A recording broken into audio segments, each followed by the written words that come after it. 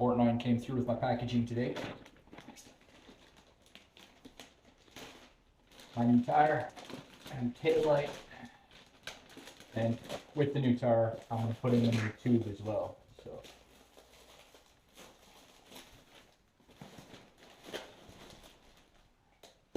And I must admit, I'm on a motorcycle channel, so to speak. Fortnite is my favorite YouTube channel. Shout out to Ryan. Awesome work. Let's see.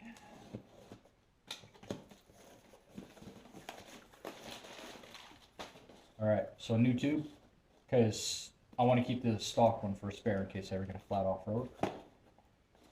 And the new tail light, which didn't say it fit my bike specifically, but we'll give it a shot. I might get lucky. It looks a bit smaller than I expected.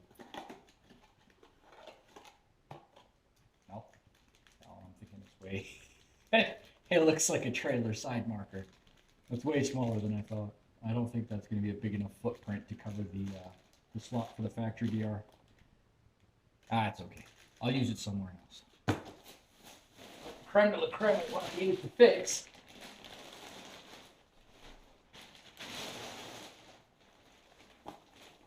It's a Kenda K270.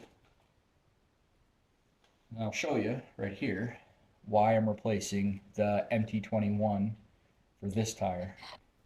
Look at that. That's after 3,000K. It just totally annihilated. Mostly just the doubles.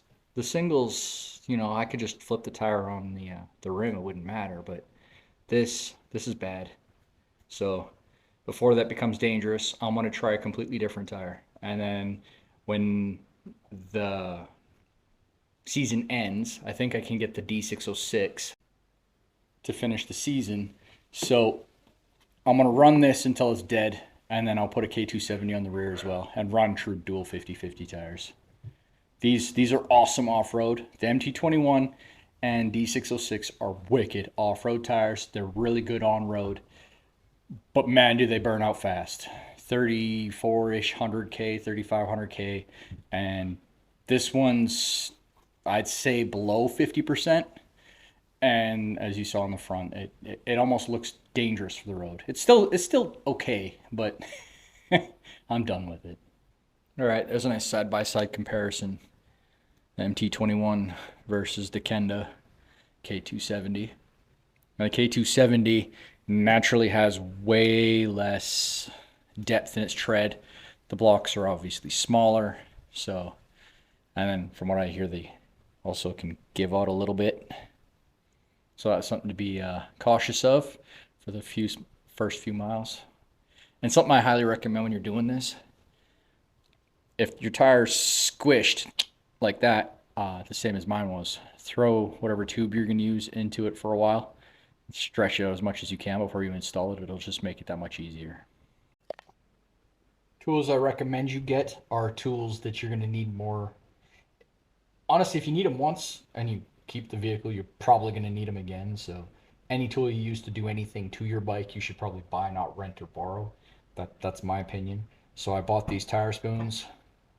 Useful wrench on the end. That was a Pro Cycle purchase. And then you got your 10 mil. The extension is not necessary. I use it because I like being farther away from the nuts. Air. Obviously I have an air compressor that attaches to. And you're changing a tire, you're going to need some sort of lubricant. This is just a mint soapy spray. It's whatever. It doesn't matter. You could use dish soap just as easily. Something I forgot to mention, a valve core tool. You kind of need one. I was a tire guy once upon a time, so I have like 10. But that's something else you should purchase. And deflate the tire before you bother taking it off, so that once you've got it off, you're not sitting around waiting for the air to come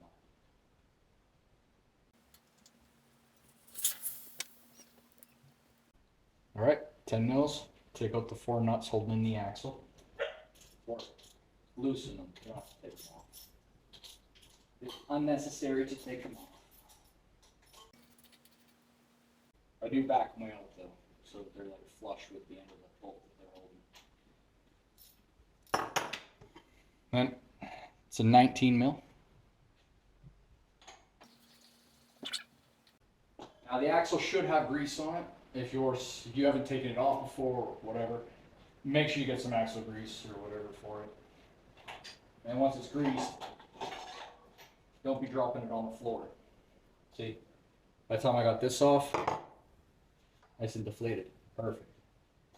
And being the front tire on these bikes, it's actually sometimes you can literally break the bead with your fingers. The rear tire, the rear stock tire, was an absolute nightmare to break the bead. But the stock front tire, I did just like this. Use my hands, break the bead all the way around. Take the nut off the valve stem. It shouldn't be bottomed out. If you can, take a screwdriver or something. Just for the safety of the valve stem, especially if you're keeping the tube, like I am, as a spare, push it inside, right? And then lubricate the tire all the way around.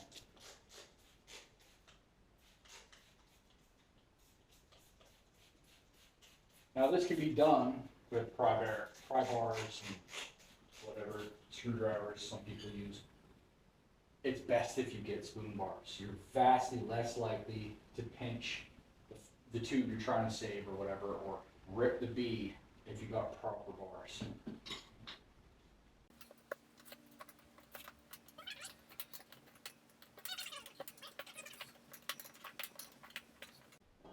Before I bother trying to do the other side, of course, gotta get your fingers in there. Pull the old tube out. Now this tube does not leak, 100%, I know that. So I'm not gonna throw it on the floor. I'm gonna go put it up on my shelf here, or counter, whatever. To make sure it's nice and safe.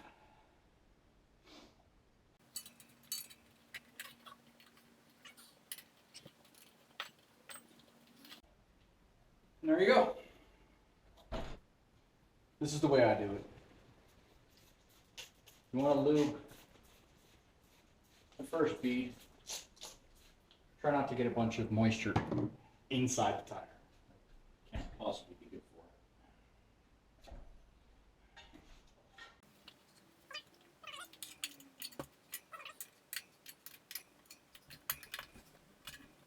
it. I'm not trying to put all of the tire in there, just the one side.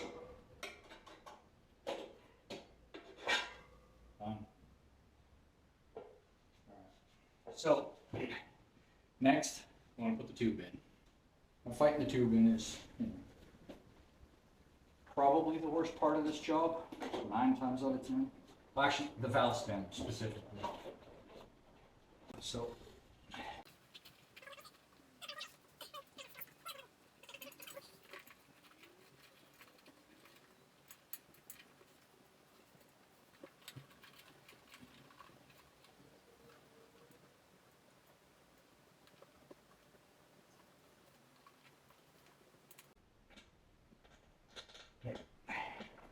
before you do anything else, once you got the pain in the ass tube in, take the locking nut. When you're running it, it probably shouldn't be snug up to the rim, just in case. If you're running low pressure or something and the tire spins, you want the tube to have a little flex to it, otherwise it will just immediately rip the stem off, which will obviously immediately cause you a flat. So that's nice and perfect like that. Now in order to bar this on, and this is a trick I learned in the tire industry, take your air, you don't need a lot. If you inflate the tube, right, just like that, you're not trying to seat, obviously it's not attached on this side. There's no valve core in it, but if you inflate it like that, if there's any twists or anything in it, it should straighten itself out. And it's easy to check. You can look all the way around, feel it, you can see it, it's nice and perfect, and then the valve seated nicely, right? Leave the core out, and it'll deflate again. Now, you bar this side on, and because it's at 0 psi, but it doesn't completely like collapse, you're way less likely to pinch the tube now, right? So it's exactly the opposite putting it on as it was taking it off. When you're taking the tire off, if you want to save the tube, make sure you take the tire off at the valve stem first. When you're putting the tire on, across from the valve stem first. That's how I lube it up again. And as I said before, try not to get too much lubrication in the tire. It's one thing to have it on the bead, it's another to have it in the tire, because it might actually damage something, I don't know.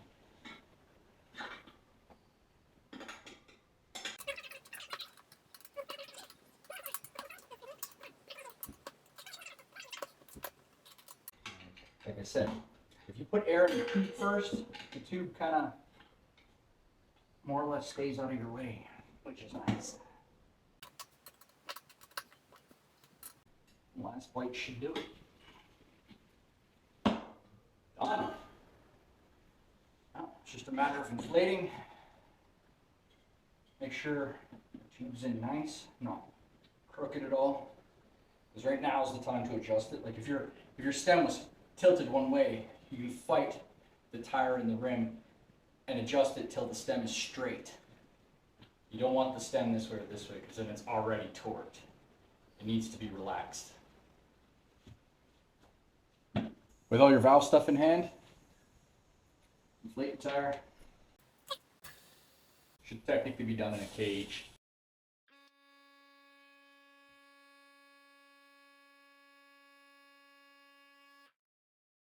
I put it up to like 60 psi because I want it to seat nice. That is not recommended, and I'm not telling you to do that. I'm just telling you that's what I did. It is only safe to air up a tire to its appropriate marked max pressure. That's what you need to know. Anything you go above that, you're taking a risk, and it's your own risk. Now, just to make sure it seats nice, I do find this helps. Just bounce it a few times, all the way around.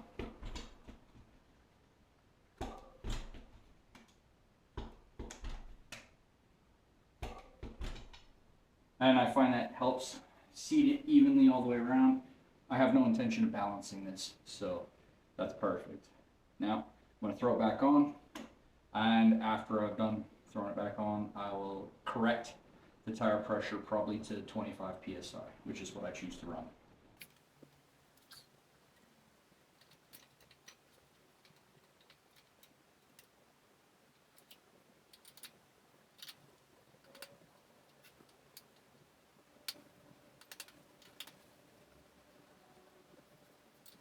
Delicious piece of meat.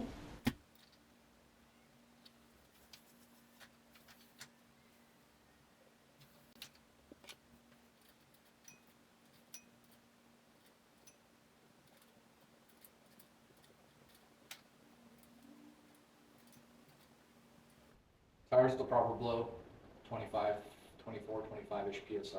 Doesn't matter. It just got to be kind of close to sort of where you want it, right? Because you're constantly adjusting. You go off-road, typically you lower it, you go back on the road, you raise it, whatever. So I'm going to go take it down a windy road, which is my recommended way. I would recommend to anybody. If you get new tires, you know your bike, make sure you go on a road you know. And ride up and down a windy road you know really well a dozen times. They say like 100 miles or something. Right? 100 miles on a straight highway isn't breaking your tire. And breaking the center in, right? You need a windy road. And if you can find a windy road rather than hitting a highway with a couple corners here and there, you don't need 100 miles. So I can break your average tire in really well, like an hour, if that, and nowhere near 100 miles, right? Because I said windy. Windy, you're not doing 100 miles an hour. On dirt bike especially. But that's the way I break my tires. Anyways, Smash the subscribe button, and I'll catch you in the next one.